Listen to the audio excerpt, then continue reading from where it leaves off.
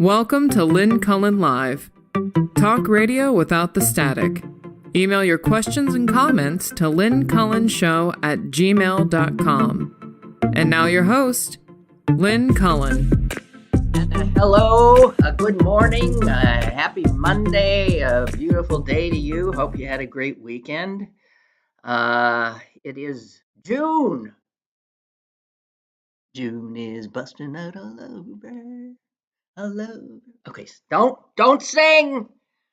You know, I did used to sing when I was doing 3 hours of radio a day, and the calls weren't coming in, because doing 3 hours just babbling by yourself is rough. You need callers.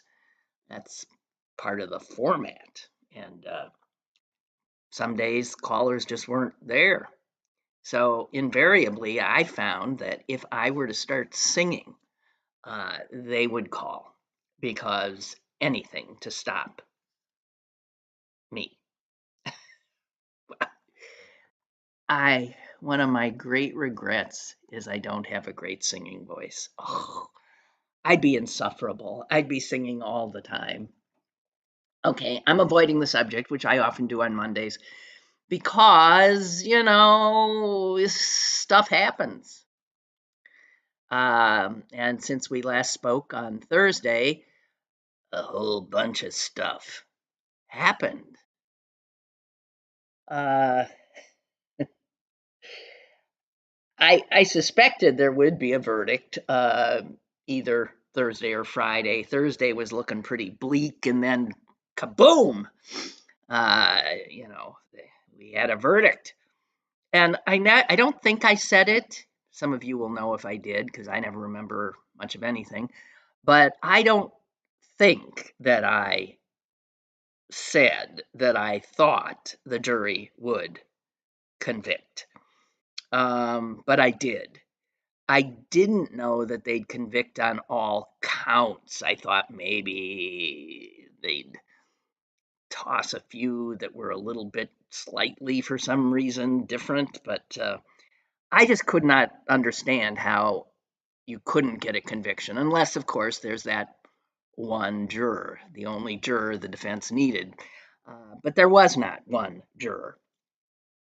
There were 12 Americans doing their duties, and now becoming part of history, and they did their duty well, from all indications. My first impression when the guilty started coming, it was just incredible relief that the right verdict was decided upon. And then I had this odd idea. I thought, turn on Fox. I thought it would be interesting to see what Trump's supporters were watching. And it would be Fox, right? So I turned on Fox, and they were just ending the news report of the verdict. And it was just the very end. It was some woman reporter who's being very, straightforward and journalistic about, yes, so the former president, 24 verdicts, guilty on all counts, and yada yada yada. And there was no untoward opinionating on the part of the reporter. And she threw it back to the studio. And oh my God, I lasted maybe 5-6 minutes, because it was harrowing to see how the spin begins immediately. The questioning of the verdict, and then the lies, the unbelievable lies that start spewing from various mouths paid by Rupert Murdoch, who, by the way, did you see he got married this weekend? Yeah. Well, can always hope. Why would he bother? I don't understand. He's 93. Why would you keep getting married? I don't understand it. I mean, I would imagine just the legalities of the prenups and why would he want somebody else with a finger in his financial? I just can't. Who the hell? I don't screw him. One of the worst humans on the face of the earth, and one of the most damaging. So, I think one of the most nerve-wracking aspects of this verdict is seeing so many people say it doesn't change anything. What? You have now a convicted felon about to become, and ain't no way it ain't going to happen, the Republican Party's nominee for the presidency. 24 convictions, felony convictions. Or is it 34? I lose count. Dear God.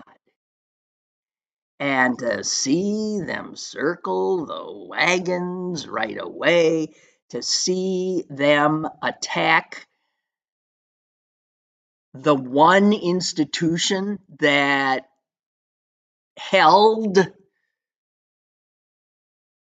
the rule of law, ain't holding so well at the Supreme Court, but in this court in New York City, with 12 citizen jurors, everybody playing by the rules of the law, it held.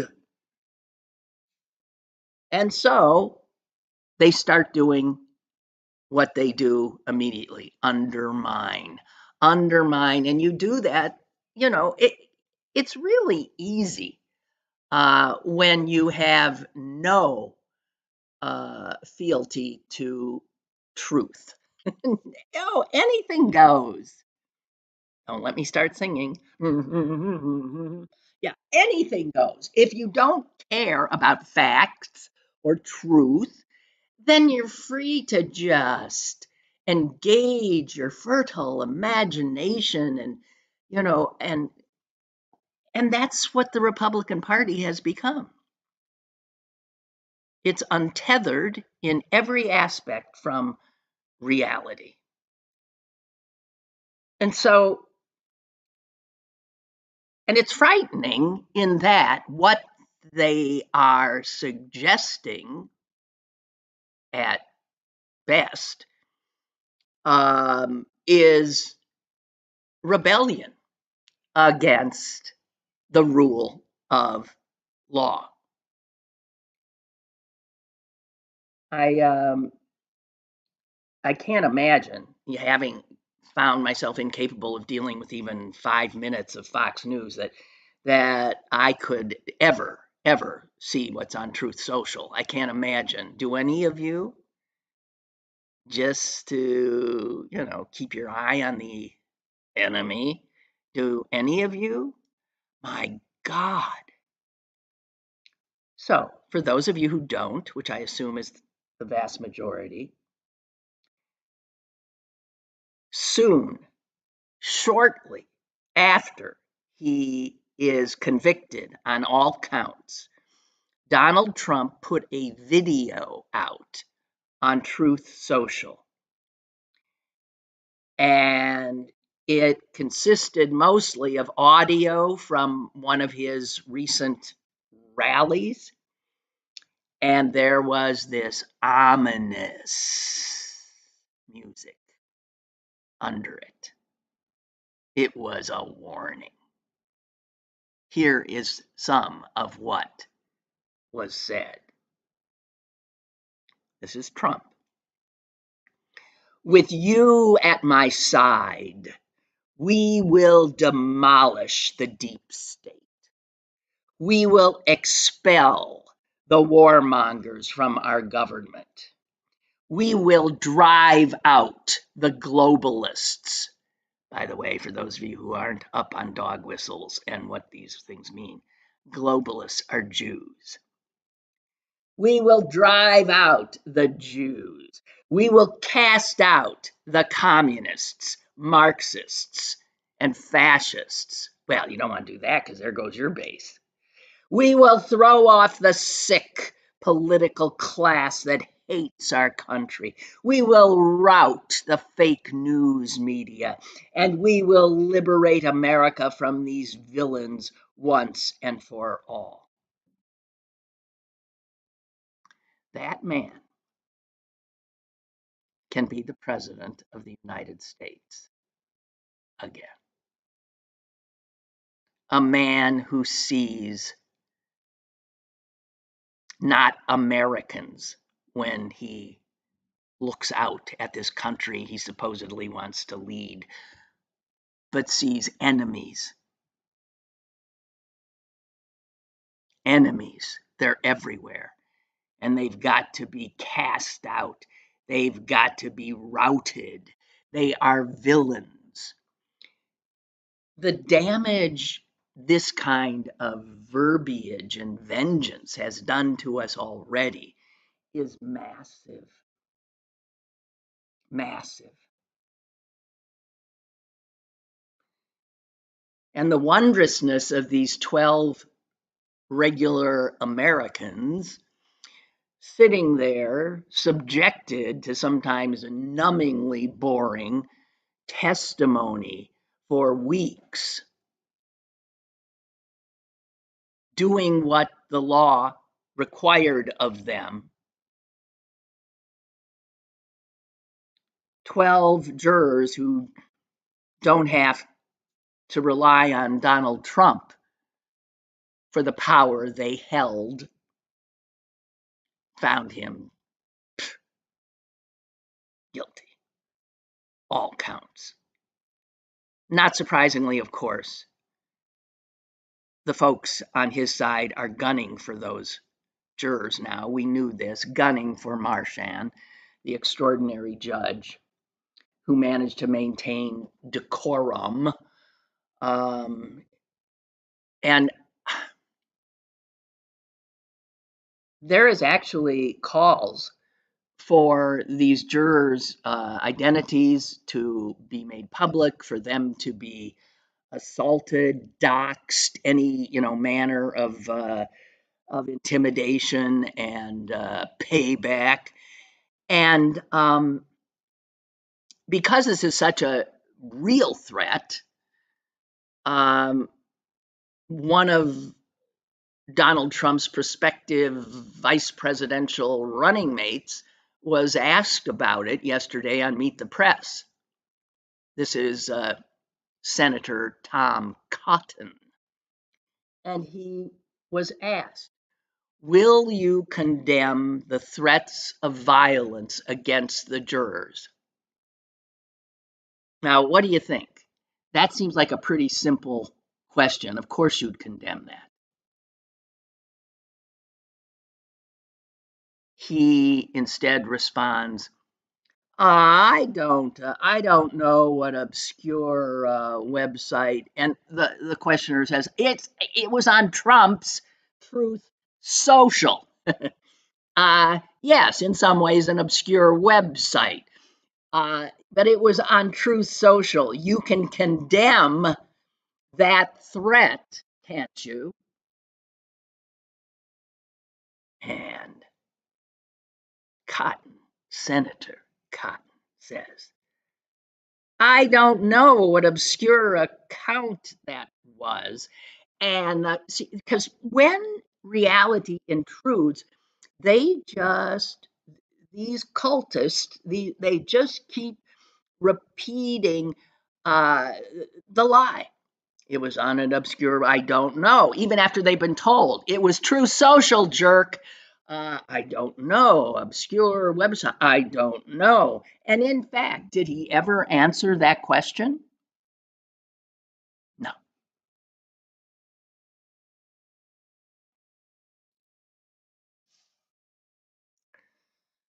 Ay.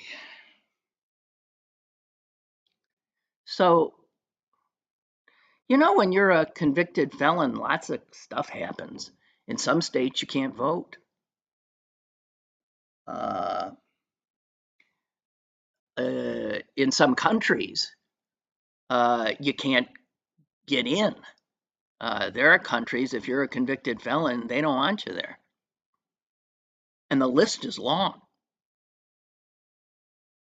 So if Trump were to be elected, technically, this extraordinary number of nations, including American allies, would not be able to welcome him.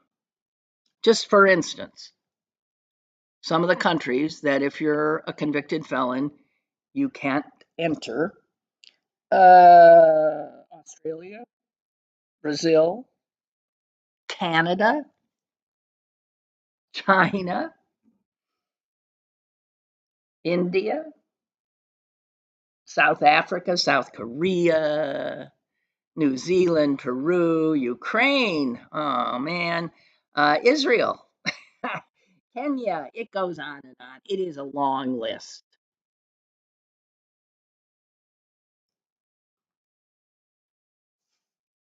So it is unbelievable that the founding fathers, in their storied wisdom, did not make it constitutionally uh, it,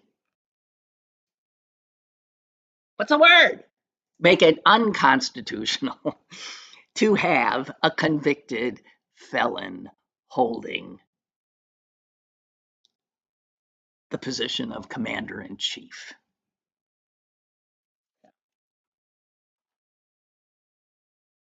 Oh, I don't know, guys. I don't know. And, the sentencing. If Mershon does what he has done, which is, drown out the noise, be aware that this is something he doesn't want to muck up in any way. If he treats this case as he would treat any other, the odds are, even with this massive amount of felonies, um, because this is a joke too, first time offender, a non-violent crime, that there would be no prison term.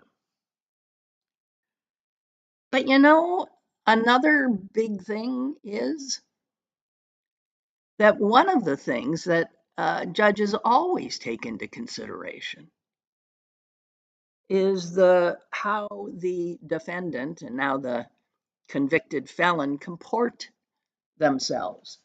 Do they appear remorseful? Yeah, I know.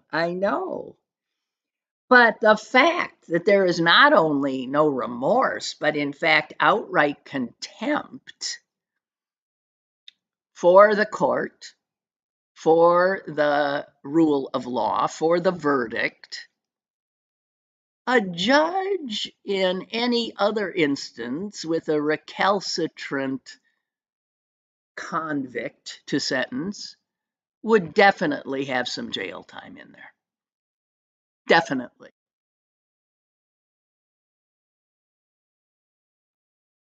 So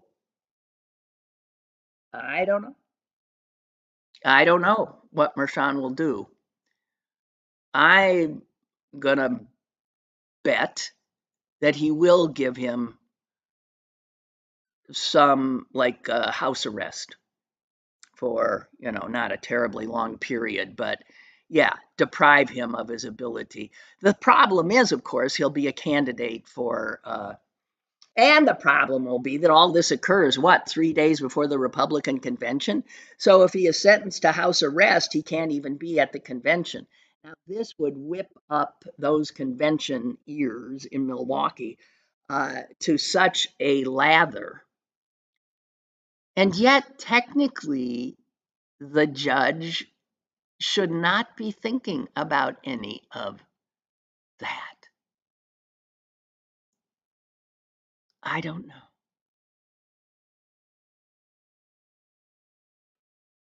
I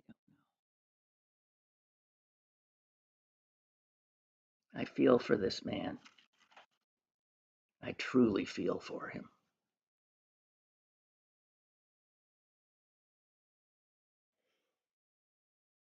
Uh, so here we are, and it's scary.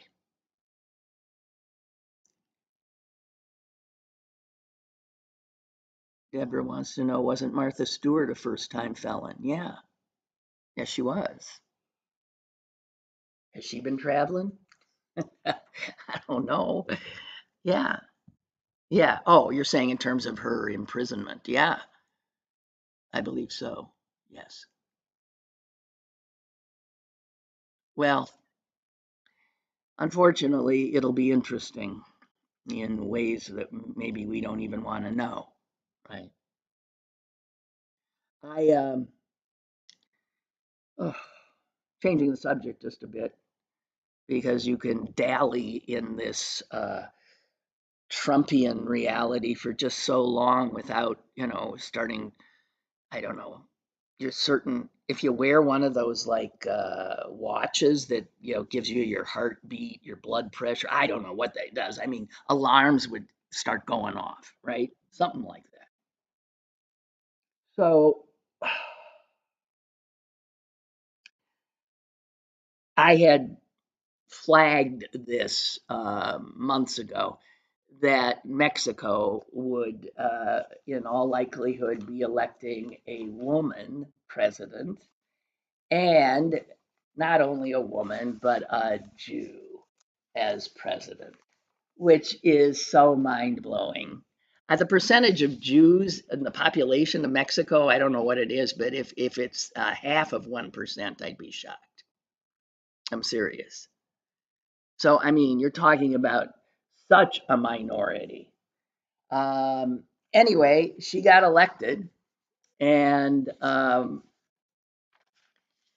it begs the question of, wait a minute, you mean Mexico with its, you think of a culture that's like really big on macho stuff. They elect a woman as their president before we do, or for that matter, Canada does.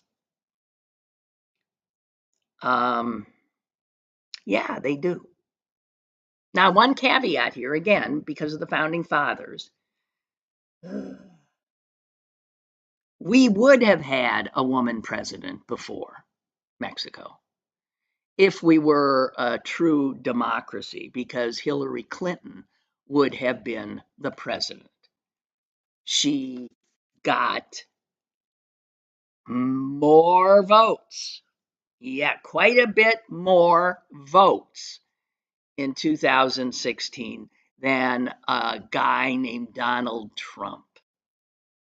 So if the founding fathers had not cobbled together this bizarre kind of, I don't know what they thought they were doing.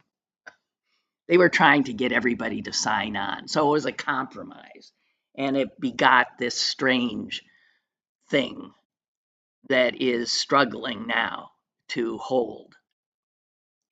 But if we had a real democracy, Hillary Clinton would have been president, and so much of what we're talking about now, can you imagine, would never have happened. And other stuff would have happened, but if we had a true democracy and Hillary were president, you wouldn't have the Supreme Court we have now. Good God. You wouldn't have this fascistic uprising. I don't know.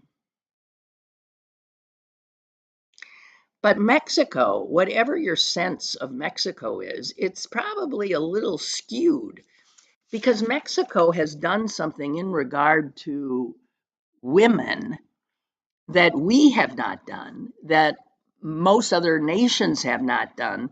They are way, way ahead, which is why you have a woman president there. Because it actually has a constitutional requirement that was enacted just 5 years ago. Imagine this, a constitutional requirement that there must be, what would the word be, parity in all three branches of its government as it regards gender. So that the parliament has to be at least half female. And all cabinet positions. So, in fact, in Mexico right now, half of the country's legislature, I don't know if it's called a parliament, is made up of women. Here, it's less than 30%. The Chief Justice of the Mexican Supreme Court is right now a woman. We have never had a female Chief Justice.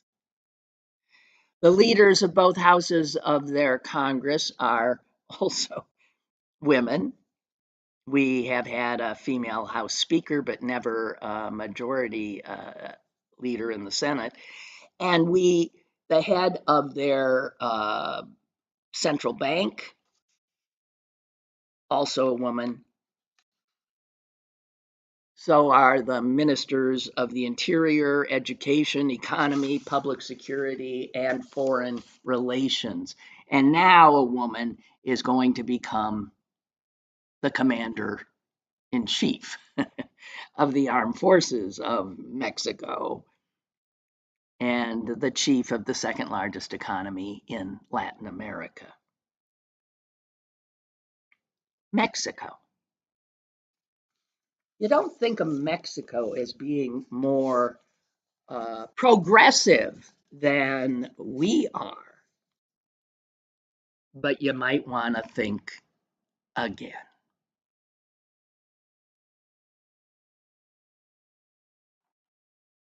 Her name is, I was calling her Shine Bomb. I saw today that it's pronounced Shane Bomb.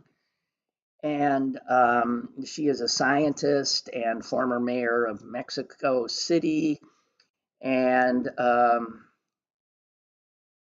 she's obviously a pretty good politician. She does not play up her Jewish roots at all. And in fact says that her parents were not religious Jews. Her grandparents were all Jews on the run, which is, you know, what is so often true. And if you look at Jewish family trees, Jews on the run. Her father's parents ran for their lives out of the same country one of my grandparents did, Lithuania, same time, early 20th century. And her mom's parents ran for their lives from Bulgaria right before the Holocaust. So, and ended up in Mexico. Amazing. Okay. So I see poor Hunter Biden is starting, he's going to have a trial starting today, jury trial, jury selection, blah, blah, blah. And I see this as, you know, the New York Times piece front page says he will go on trial on gun charges. Now, right there, I sort of stopped because I thought, going on trial on gun charges, in this country. I mean, first of all, this is the country who, guns? It's like apple pie to us. Nobody goes on trial for what? He lied to get a gun? Do you know how many people lie to get a gun? He lied in saying on the application that he wasn't doing drugs and stuff. Oh, he was. And when I think of a prosecution based on falsifying your firearm application, it is laughable in this country.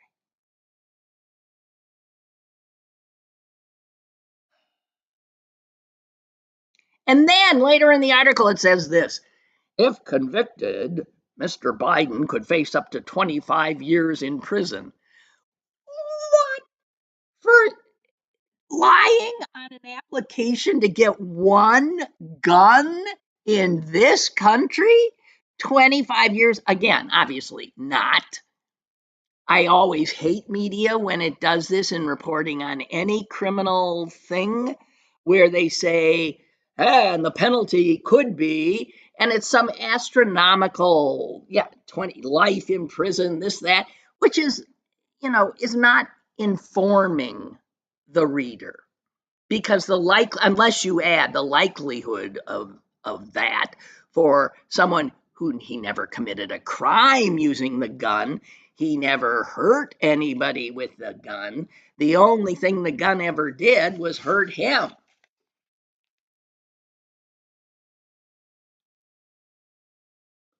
God. For a guy who suffered from so much, the loss of his mother as a child, his mom, his sister, then his glorious brother,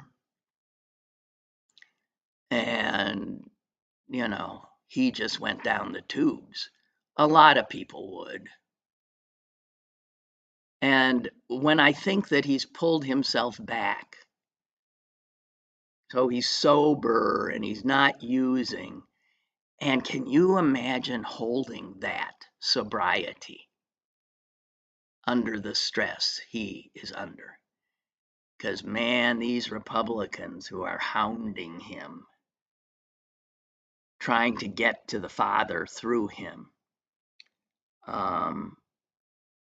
would love nothing more than to see him end up drunk.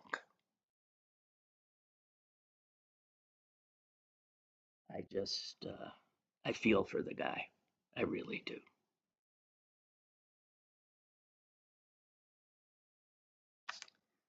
Oh, wait, I have something about the Trump. Did you see that Senator Mike Lee and 9 other senators, I kid you not, you can't make this up, it's why I forgot about it, because who can even, again, who has the imagination to do this? Mike Lee, who's a senator from Utah, was so distraught and infuriated after the guilty verdicts that he talked to 9 other senators. You want to know who's joining him in this ridiculous effort? J.D. Vance of Ohio, Tommy Tuberville, Eric Schmidt, some nut from Missouri, Marsha Blackburn, Rick Scott, Roger Marshall of Kansas, Marco Rubio, and Josh Hawley of Missouri. Oh, and Ron Johnson of my state, Wisconsin. Those 10 ass kissers immediately issued a public letter saying, get this, they're going on strike. They don't call it that, but they say they will no longer work to pass legislation, which is what their job is, right? They will refuse to pass legislation. They will refuse to fund the government. They will refuse to vote to confirm any of the Biden administration's appointees because, and here's what their letter said, because the White House, that's the Biden White House, has made a mockery of the rule of law and fundamentally altered our politics in un-American ways. Oh my God. And we are unwilling to aid and abet the White House in its project to tear this country apart. Again, like Trump, it's all projection. Every accusation does not make any sense when applied to the Biden White House. It only makes sense if it's turned and put on a Trump administration. Oh, God. Okay.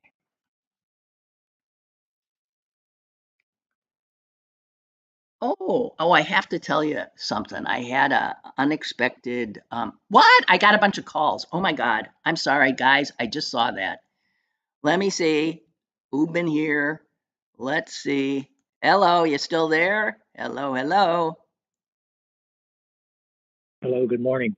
Good morning. Is it me? Okay. It's you. All right. The only thing that could, one of the only things that can possibly mitigate this this phenomenon of putting jurors at risk, judges at risk, and so on. And I'm curious to what you think about this, Lynn. Is that and this is in no way to minimize how crazy and sad and everything else this is. But when you look at the number of these threats that presumably get made compared to the fact that fundamentally these people are keyboard cowards, there really is no action that is ever taken by the majority of these people. And I know it only takes one, but the fact is that all of and even if you go back to everything that's happened over the last couple of years with all you remember the threats to the two black women that were the election poll workers in Georgia, and then what was his name, Raffensperger from Georgia. All these reports of all these threats that it sounds like they happen all day long, every day, but none of it ever plays out, apparently. And my question to you is, none of it seemingly ever gets investigated. So, for example, even if you want to just ask about the Congress, all these threats that are presumably made to Congress people on both sides, you never hear anything about any of these people getting investigated and prosecuted for making terroristic threats against elected officials. But it does. And I don't understand. It does happen. It does happen. I guess it's just not talked I know about. It happens. I mean, but what I'm saying is, why do we never hear of anything that comes of it, and anything that is prosecuted as a result of it? That's what I don't understand. Okay. Because I know you have other callers. I'll just make that point and end on this. Yesterday, we're coming in from South Hills, and we're on the other side of the Squirrel Hill Tunnel, getting ready to drive through the Squirrel Hill Tunnel. There's a guy standing on that island there, right at the entrance to the Squirrel Hill Tunnel, with a giant Trump flag, all dressed in like an Uncle Sam type outfit, with, of course, a huge mask on. And if nothing else tells the story about who these people are, that tells it. And if traffic had not been so heavy, I might have been able to slow down and open my window and say, you got so many balls, take your fucking mask off. But of course, that will never happen. That's all. Thank you. I appreciate the call. All right. Thank you. All right. Bye-bye. Bye. I mean, just in quick response, though, I have read of, someone who made a threat. Who I saw did get caught and convicted, and a guy who has some mental illness, and he went after Marjorie Taylor Greene. and they threw the book at him. Yeah, he's in jail. Rudy Giuliani, as you know, is facing some judicial reckoning in regard to those women, a defamation case, I believe. Again, you're right. It never seems like anything happens, but I think some of these people, yes, are caught. Threats result.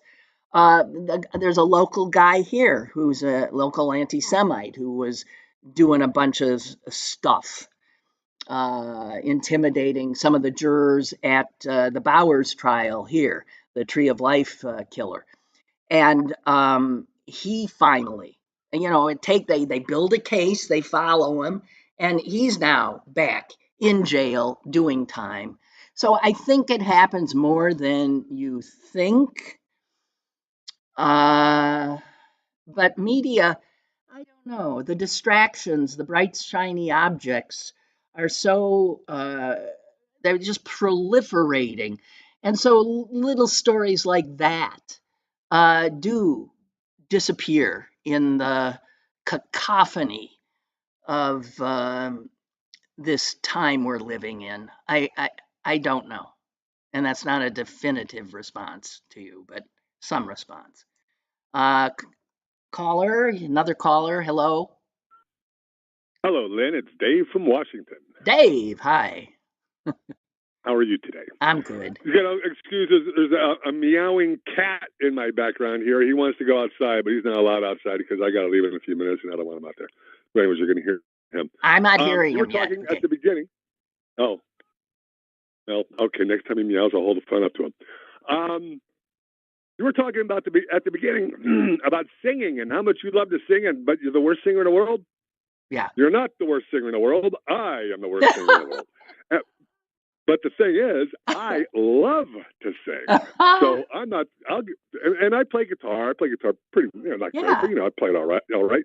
I go to open mics. I sometimes play at bars and stuff. I always introduce myself. Hi, I'm Dave. I'll let you know right off the bat. I'm a terrible singer. I sing terrible. You're going to probably get up and run out. But having said that, I'm going to sing a couple songs now. And I don't sing. I yell. I just scream. I don't know why, but anyway. So you had mentioned that, and I got a big chuckle out of that because that's me. Fox News. I turned on Fox News the other day. Of course, I was gloating. I was jumping up and down and having a good old time. So I had to see, like you said, I had to see how they were. Oh my God, the people who are addicted to that. No wonder they're so fucked up. The nonsense coming out of that station is just. Imagine being bombarded with that. Yeah. All day long. And that's what they do. They sit in front of the TV and watch that all day long. That's all they do. That's right. And, George Goebbels, or not Goebbels, Martin Goebbels, the Nazi guy, he'd be very, very impressed. Yes. Because his whole thing was propaganda. And nobody does it better than today's right-wing noise machine. Right. And, you can always tell, you read the comments on bulletin boards, whatever, they're all the same thing. They wait until, something horrible happens, like the verdict comes down, and they're all kind of quiet because they don't know what to say or do until they get their talking points from Fox News or whomever, and then boom, then that's it. That's their line, and they're all over the place with it. Yep. And it's pretty easy to shoot down, but they don't care. It's not like they're, based on reality or anything, But it is scary. It is scary when you see how their heads are kept, infected. How this fever can't be broken. I don't know. Propaganda works. Mm-hmm. Works very, very well among weak-minded people. Yeah. Who are eager to absorb all of that.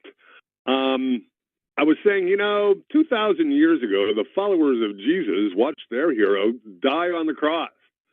And rather than being humiliated and saying, well, maybe we had this all wrong, they changed the story. And they said he came back to life and he's, greater than he was. The same thing is happening with these guys.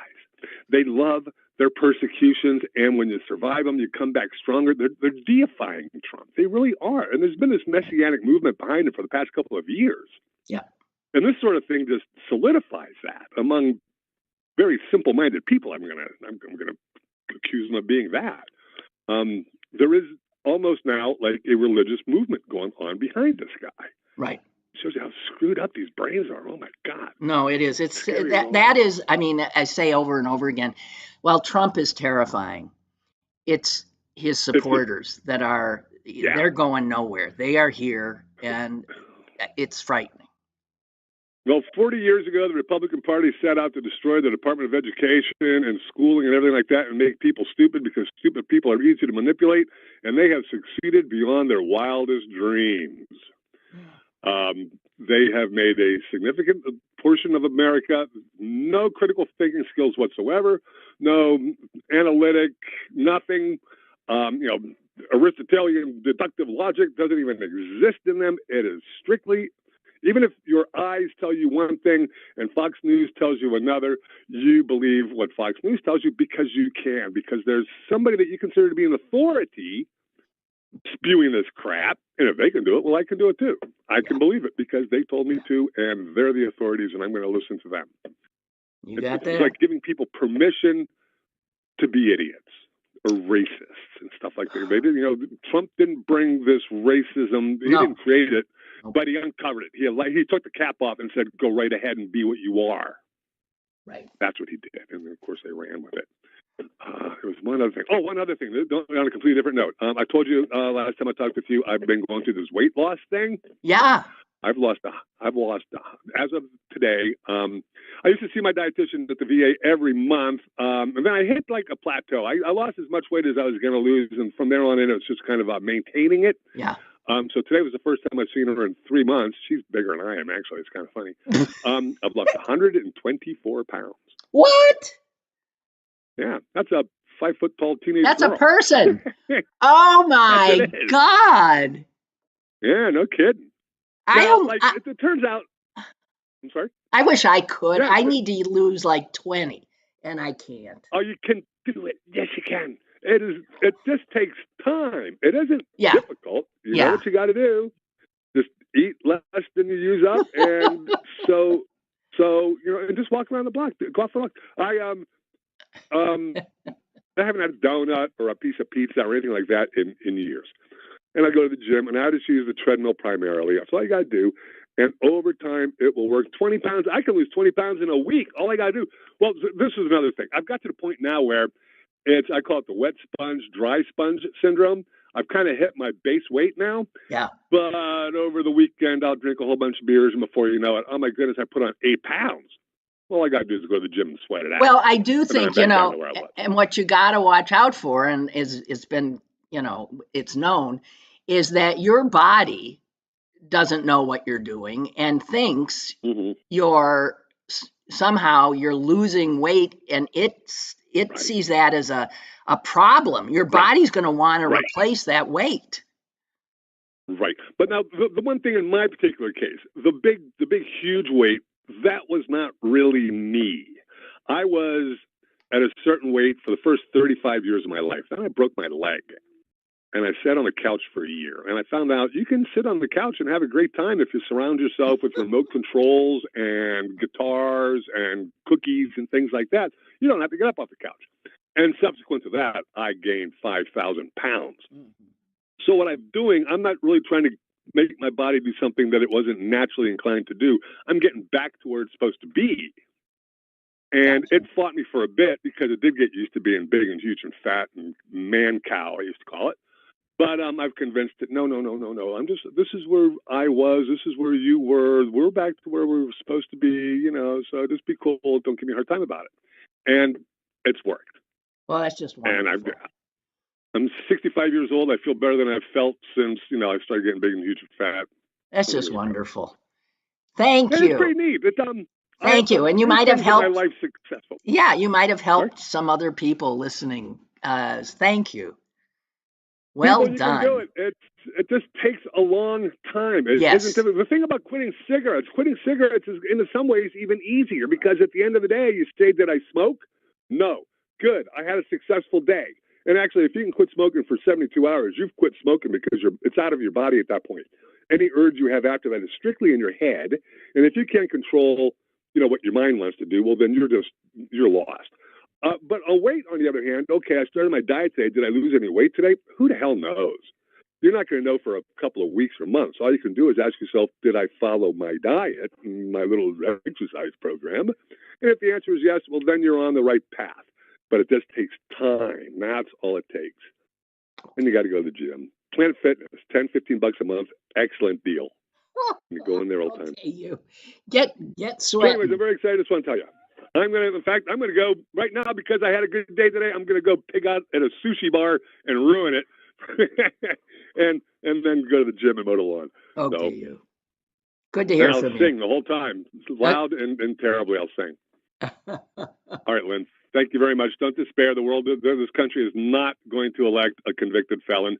He's going to get a lot of votes, but there's going to be just enough votes shaved off that he's not going to win. I have to believe that. Okay. All right. I'll believe it too. Thank you. Bye. You're welcome. Bye-bye. Gee whiz.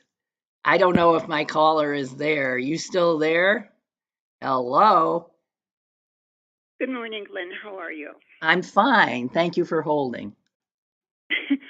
Well, it's funny that he called today because he usually calls when Susan's there, and it's really a riot between the three of you. But this might be a little bit off script, but I wasn't able to call you last week, and you were talking about movies. And I was just curious if you had the chutzpah or the courage to watch Zone of Interest. No. Okay. I just thought I couldn't bear it. Have you seen it? Well, it's on HBO. Oh, it is? Now. It is? Yes. And do you recommend it? You know what? I don't know. I mean, in one respect, yes, I think it should be shown at every high school. It should be shown in everyone's home. I've never seen anything like this. And I do have Jewish people in my family. And I watched it by myself because, I asked my sister, some of my friends, no, I can't watch it. And I never felt like that watching a movie. It is gut-wrenching. However, one of my friends said, oh, I want to see it. I never got to the theater. And she was born in Germany. She was about 5 when she came over. And her mother and dad, she knows the stories. And the two of us, we were physically sick. And I know that you're a very strong woman. I know what you experienced driving to your mother's. I give you a lot of credit. Our son is in Charlotte, and I won't drive there without my sister. I'm 75, and I don't know. I give you a lot of credit, and especially what you went through. But I don't know. I mean, I don't know how you would feel if you watched it. Well, my sense of the movie is that it, by the way, for those of you wondering about this movie, it centers on a Nazi officer and his family, right? And they're living a wonderful family life just outside the gates of a concentration camp. They have a wall, and there are certain scenes in there that were so profound. I will never get them out of my head. I think and it's. The phrase I was going to go for is that famous Hannah Arendt phrase. That what I think it probably depicts quite a bit is the banality of evil. Yes. These are fine Absolutely. people you would love, they're civilized and wondrous, and children. They have children. And they have children whom they love, and yes. So yes, they're parents in every way you can identify with them, except he goes to work and he kills people. Thousands and thousands and thousands. Is it 300,000? And I just think if people realized what happens to human beings, that, that there is no empathy, I just want to tell you one part that really wasn't even all that bad. He's making tons of money. They have all these people working for them, this beautiful house, her garden, her gardeners. He brings home this full-length mink coat. And she puts it on, and she's looking in the mirror, and she's so happy with herself. She thinks she looks beautiful. And she opens up, and there's someone's name. There's a woman's name. Sure. And it's just mind-boggling. Some dead Jew's name, right? Yes. Yeah. And then she uses her lipstick. I mean, no, it's just, I don't know. It just might be too much. It might be too much for me, I think. I think it might be. Yeah. But you're so strong. I don't know. I mean, it might be too much. But I was just curious because we'll see. There might be someday when I think well, let's take a look at it. I might, knowing it's on HBO now, but I don't know. Well, first of all, it is subtitled. It is a Polish film. Okay. And it is subtitled in German. And so I think for my friend who speaks German, she said it was, like the verbiage was even, like translations. She thought, like in English, to see the words weren't even as profound as what they were saying. Mm-hmm. So I don't know. Okay. I can't really recommend it, but I think for all the deniers and what's going on now, that they should watch it. I don't know. Well, okay, we can all give our okay. I'm hearing you. And again, it's called what? Zone of interest. Zone of interest. Okay. Yes.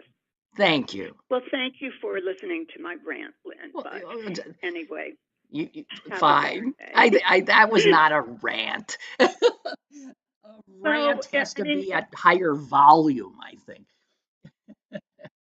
Okay. Well, I mean, it was off script, but I couldn't get to you last week. No problem. I was listening later in the day. So no problem. Thank you for listening.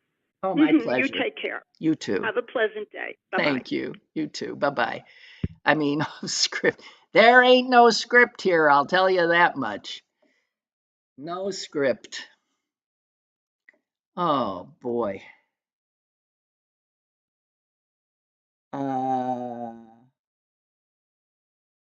Margaret wants to know, why be sad and watch something horrible? Well, I'm of two minds of that. Like some of the great, some great movies they're not happy rom-coms. They're movies that are disquieting, and I don't know. You have to be in a certain mood. I feel like we're also bedeviled, those of us who are paying attention, that we are also bedeviled now by the reality of what's going on in our country and the world, that if you have time to take in some entertainment, a movie, you'd prefer something, right, that would perhaps lighten your spirit, make you laugh. On the other hand, sometimes that can seem discordant to where your head is.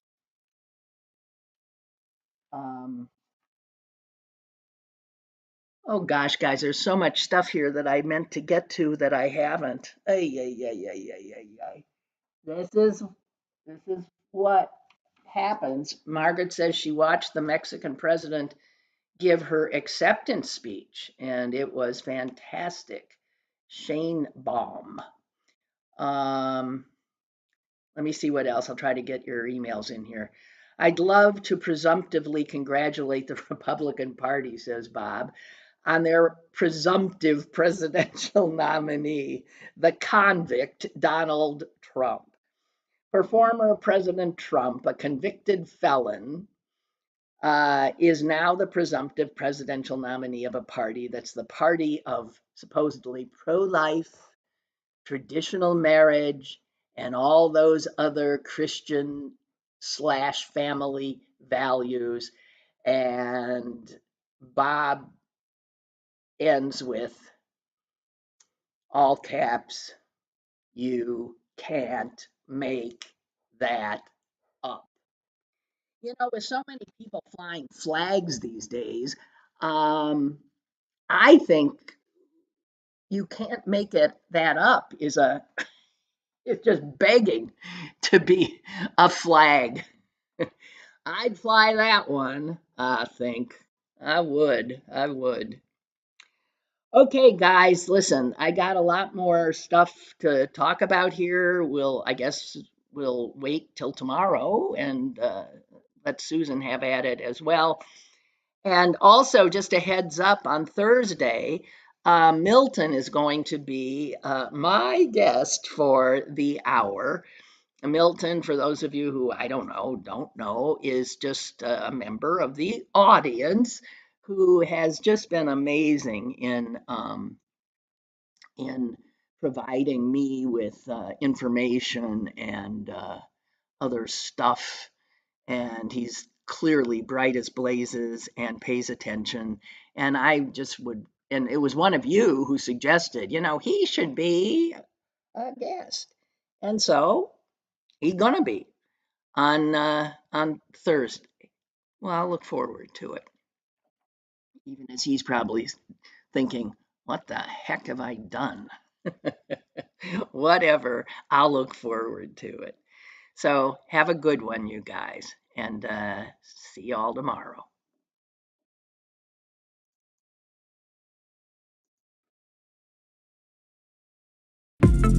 Lynn Cullen Live, Monday through Thursday from 10 a.m. to 11 a.m. and archived at pghcitypaper.com. The opinions expressed on Lynn Cullen Live are those of the host and do not necessarily reflect the viewpoints of Pittsburgh City Paper or its advertisers.